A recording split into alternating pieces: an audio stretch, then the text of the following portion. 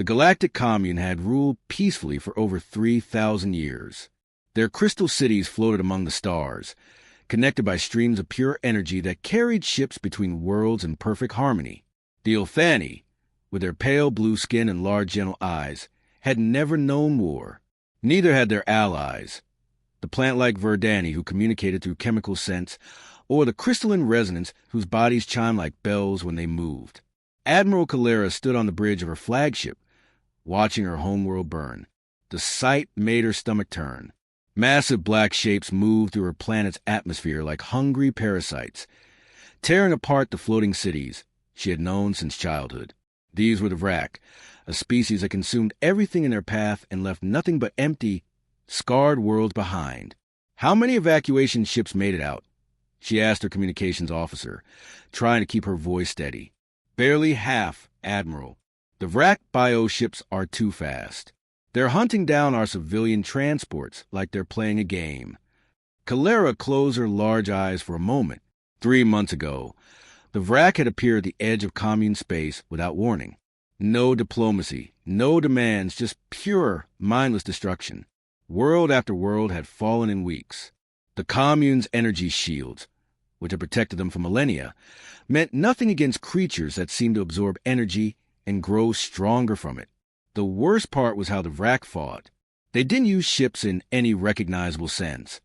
They grew them from their own bodies, creating living vessels that healed damage and adapted to every weapon the commune threw at them. When commune forces destroyed a Vrak bioship, 3 more would emerge from its remains within hours. Admiral, her tactical officer, spoke quietly. Long-range sensors show 17 more Vrak clusters moving toward the inner systems.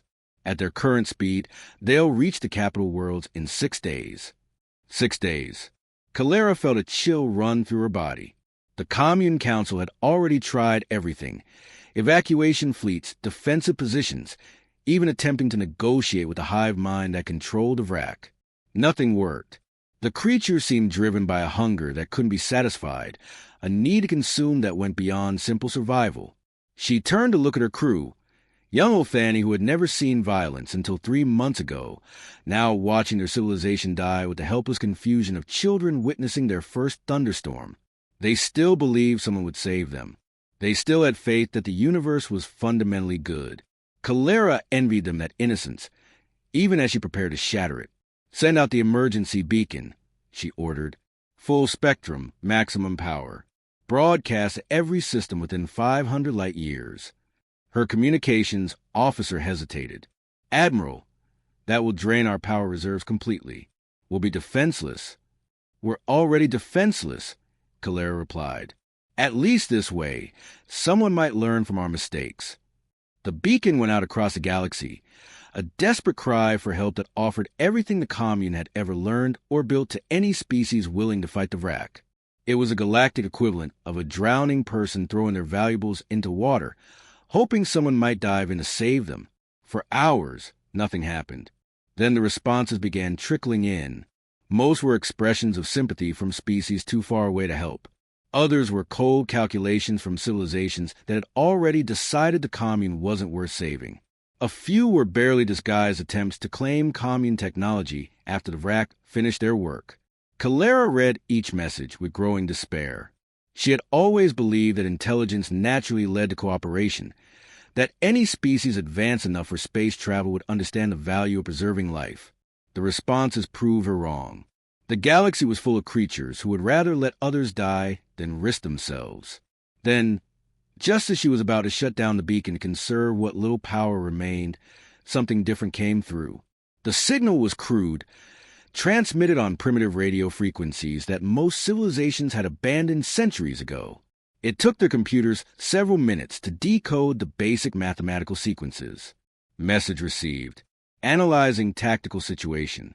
Estimated arrival time. 6 standard cycles. Maintain defensive positions where possible. Do not despair. Help is coming. The transmission originated from a small yellow star on the outer rim of the galaxy. The commune's databases showed it as a class, 12 Deathworld, a planet so hostile that life shouldn't exist there, let alone evolve intelligence. Calera stared at the readout in disbelief.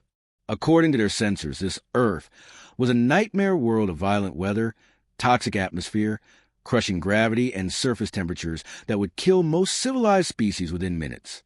What kind of beings could survive in such conditions? And more importantly, what kind of military force could they possibly field against the Vrak? But for the first time in months, she felt something other than despair. Someone had answered. Someone was coming. 6 days later, Admiral Calera watched her long-range sensors with growing confusion. The human fleet had just dropped out of hyperspace near the commune's capital system, and nothing about them made sense. Where she expected sleek vessels designed for efficiency and beauty, she saw what looked like floating scrapyards held together by metal patches and pure stubbornness. The largest human ship was barely half the size of a standard commune cruiser, its hull scarred with impact craters and burn marks that spoke of countless battles. Thick armor plating had been welded over obvious weak points, creating a patchwork appearance that hurt to look at. Weapon ports bristled from every available surface like the spines of some aggressive creature. "Those can't be military vessels," whispered a tactical officer, a young Ulthani named Brent who still believed wars should be fought with dignity and honor. But Calera had been studying the sensor data for hours. Despite their crude appearance, the human ships moved with precise coordination that spoke of experienced crews.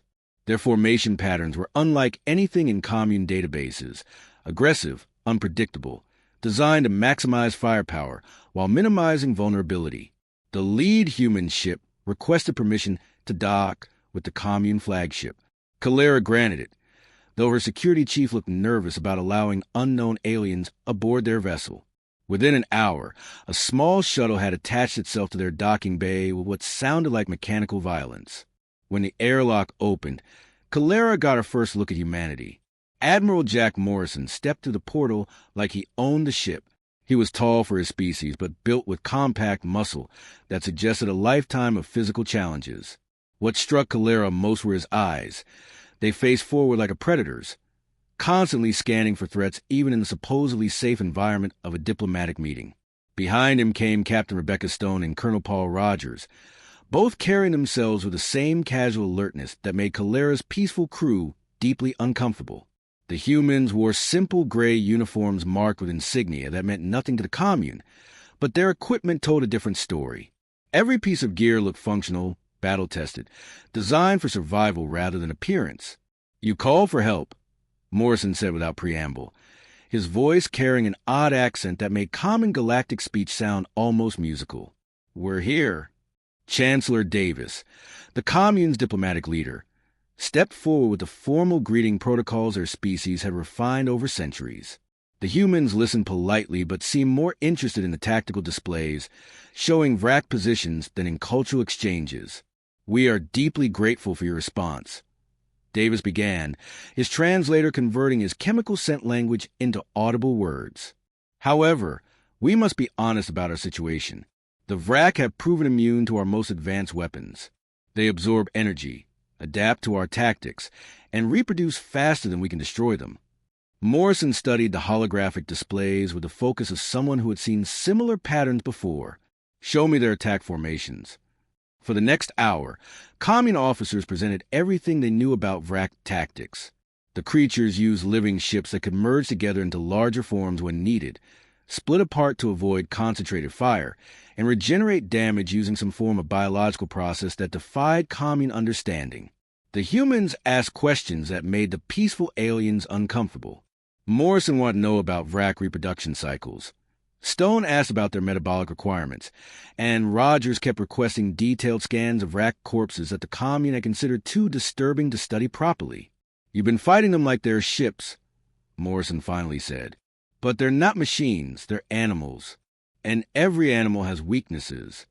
Chancellor Davis looked puzzled. "We don't understand. The Vrak display intelligence, coordination, advanced tactics." "So do wolves," Stone interrupted. "Doesn't mean you fight a wolf the same way you'd fight a tank." Rogers pulled up Earth's military database on his portable computer, showing the aliens a condensed history of human warfare.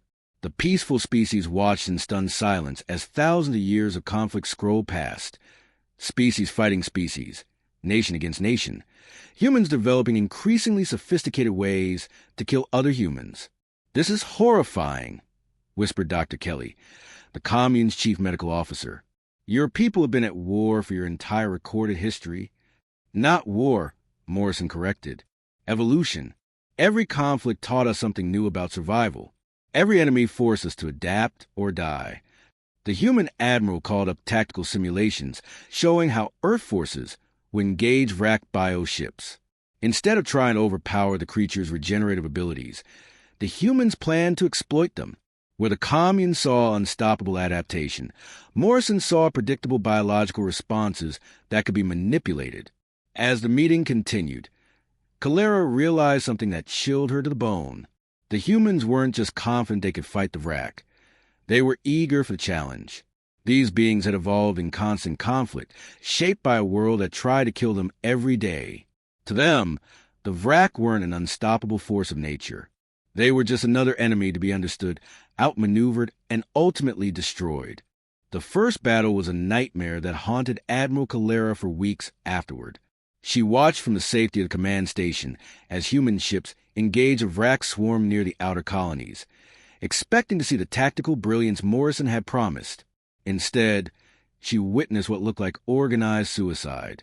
The Vrak bioships moved like living shadows, their black hulls rippling with organic muscle as they twisted through space in patterns no mechanical vessel could match. When human kinetic rounds struck them, the creatures simply absorbed the impact and kept coming. Their own weapons, streams of corrosive acid that ate through metal like water, tore gaping holes in human armor within seconds.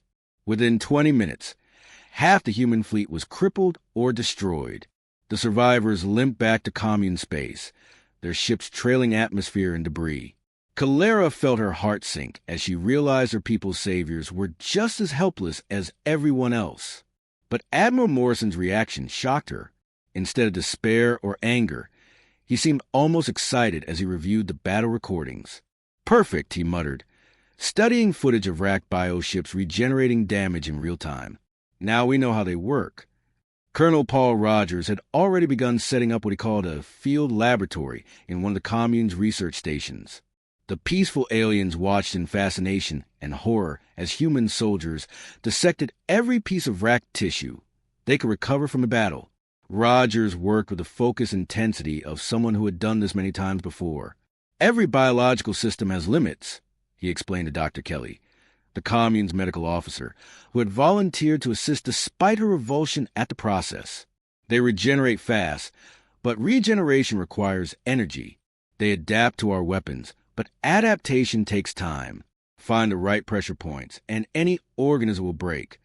Within 48 hours, Rogers had identified 17 different vulnerabilities in Vrak biology. Their acid weapons were produced by specialized glands that could be overloaded with the right chemical triggers. Their regeneration process relied on specific proteins that could be disrupted by targeted toxins.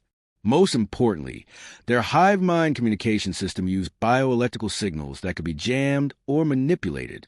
Captain Rebecca Stone took charge of weapons development, working with human engineers who had been solving similar problems for centuries.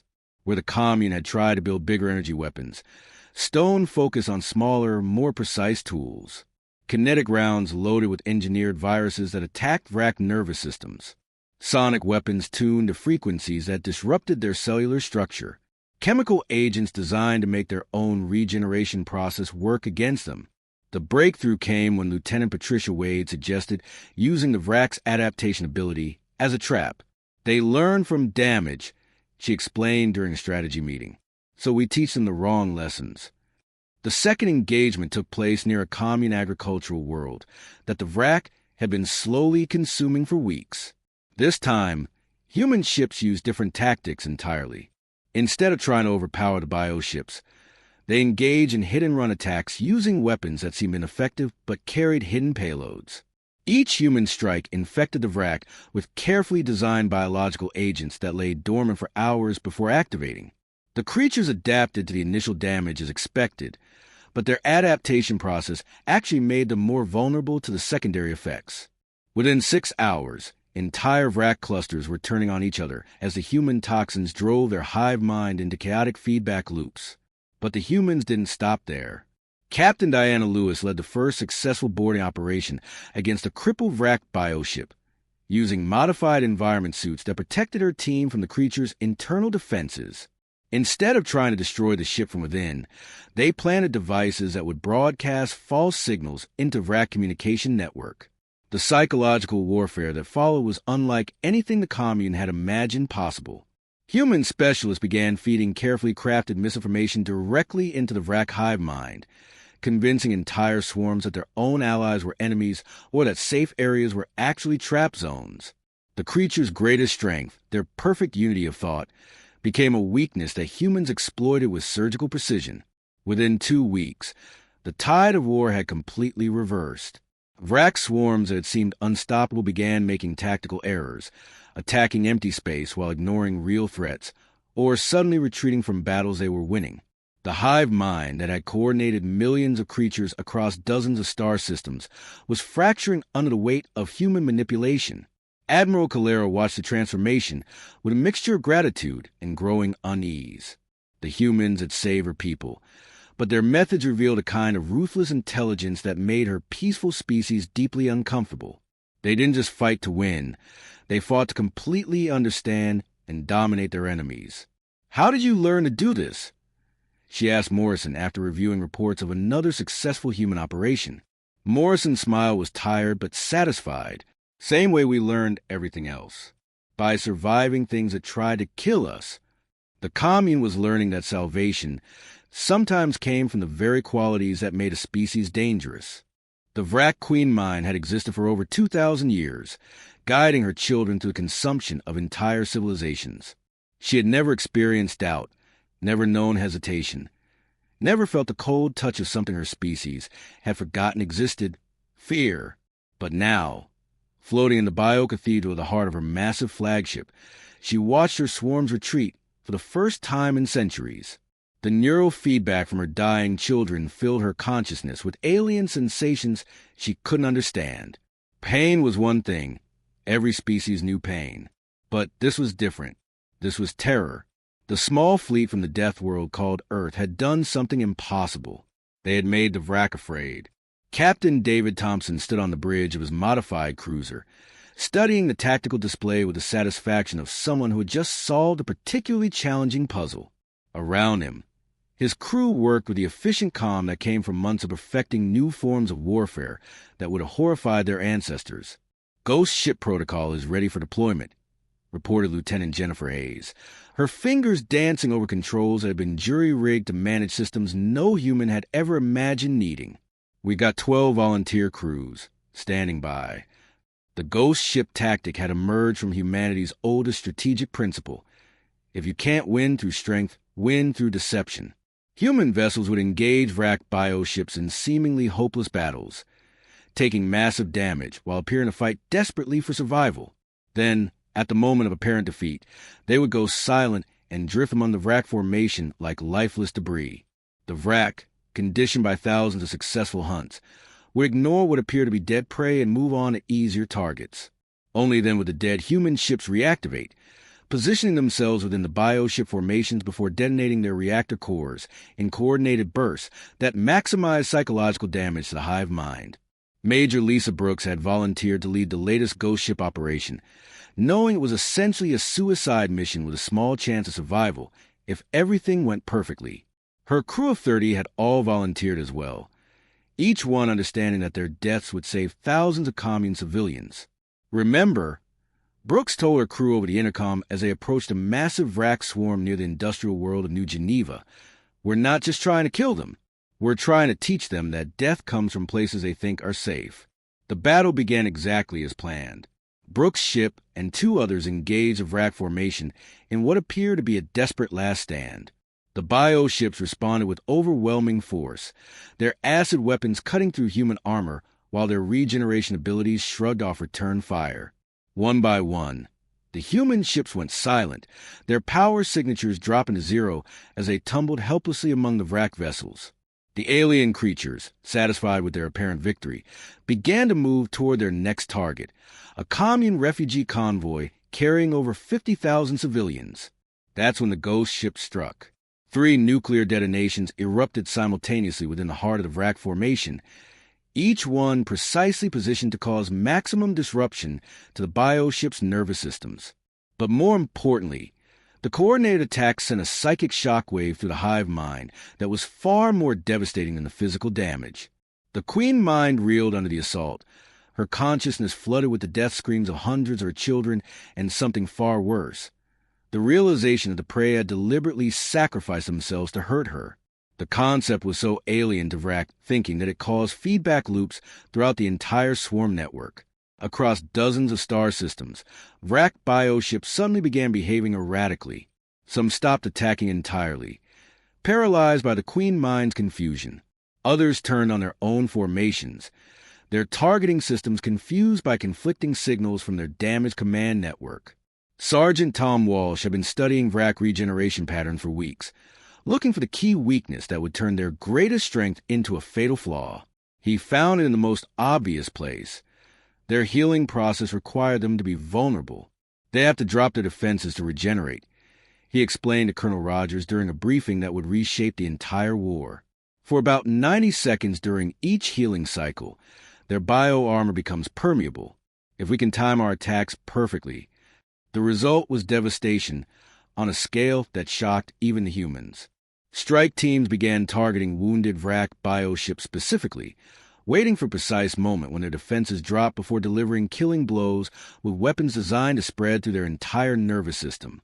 The psychological effect on the Queen Mind was catastrophic. Her children's greatest survival mechanism had become a death sentence, and she could feel their terror as they realized that healing meant dying. The feedback from thousands of bioships experiencing this contradiction began to tear apart the hive mind's structural integrity. But the final blow came from an unexpected source. Dr. Patricia Coleman, a human xenobiologist who had been studying captured Vrak communication patterns, made a discovery that would end the war. They're not just connected, she told Admiral Morrison during an emergency conference. They're dependent. The Queen Mind doesn't just control them. She is them. Cut the connection, and they don't just lose coordination.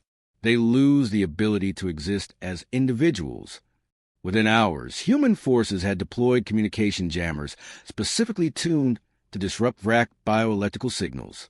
The effect was immediate and absolute. Across the galaxy, millions of Vrak bioships simply stopped. Without the Queen Mind's constant presence in their consciousness, they couldn't remember how to think for themselves. The great swarm that had devoured civilizations for millennia began its first retreat in recorded history, fleeing toward the galactic rim in desperate search of space, where the terrible humans couldn't follow. 6 months after the last Vrak bioship disappeared into the dark spaces between galaxies, Chancellor Davis stood in his rebuilt council chambers watching something that should have filled him with joy, but instead left him deeply troubled. Human construction crews worked alongside commune engineers, their efficiency remarkable as they rebuilt the crystal cities that had taken centuries to grow originally. But efficiency wasn't what worried him. It was the subtle changes happening everywhere humans went. The commune's new defensive installations didn't just protect. They projected power in ways that made neighboring species nervous. Trade routes that had operated on trust and mutual benefit for millennia now required permits issued by joint human-commune oversight committees. Most disturbing of all, young commune citizens were volunteering for something their species had never needed before: military service. Admiral Calera approached the viewing platform, her expression thoughtful as she watched a group of Ilthani recruits practicing combat drills under the supervision of Sergeant Linda Foster. The movements looked awkward on their peaceful frames, but they were learning with the desperate enthusiasm of people who had glimpsed the true nature of the galaxy. "They're good students," Calera observed, though her tone suggested mixed feelings about this development. "That's what worries me," Davis replied quietly. "We spent 3,000 years building a civilization based on the idea that intelligence naturally leads to peace. Now we're teaching our children to think like warriors. The transformation hadn't happened overnight, but it was impossible to ignore. Human advisors like Colonel James Parker had established training programs that were officially voluntary, but practically essential for anyone who wanted to advance in commune society. The peaceful species that had once resolved conflicts through discussion and compromise were learning about tactical thinking, resource control, and the projection of force. Captain Rebecca Stone had become something of a celebrity among younger commune citizens, her lectures on defensive strategy drawing crowds that would have horrified their grandparents. She taught them that peace wasn't a natural state of the universe, but something that had to be actively maintained through strength and vigilance. The Vrak weren't unique, Stone explained during one of her popular seminars. They were just the first predator species you encountered. There will be others, and next time, you need to be ready from the beginning. The humans had kept their word about withdrawing their military forces, but their definition of withdrawal proved more complex than the commune had expected. Admiral Morrison's flagship had returned to Earth, along with most of the human fleet. However, they left behind training vessels operated by civilian contractors who happened to be former military personnel with extensive combat experience. More significantly, they had established what they called mutual defense treaties that read like carefully worded contracts rather than traditional diplomatic agreements. The document specified exactly what assistance each party would provide under various threat scenarios, what resources would be shared, and what strategic decisions required joint approval. Dr. Helen Wright, who had replaced Colonel Rogers as the senior human advisor, proved particularly skilled at making these arrangements seem reasonable. She never demanded compliance, never issued ultimatums, never even raised her voice. Instead, she simply presented logical arguments about galactic realities that made refusing human guidance seem dangerously naive. "We're not trying to control you," Wright explained to the Commune Council during one of their regular strategic reviews. "We're trying to make sure you never need to call for help again." But Chancellor Davis had begun to understand the difference between being saved and being managed.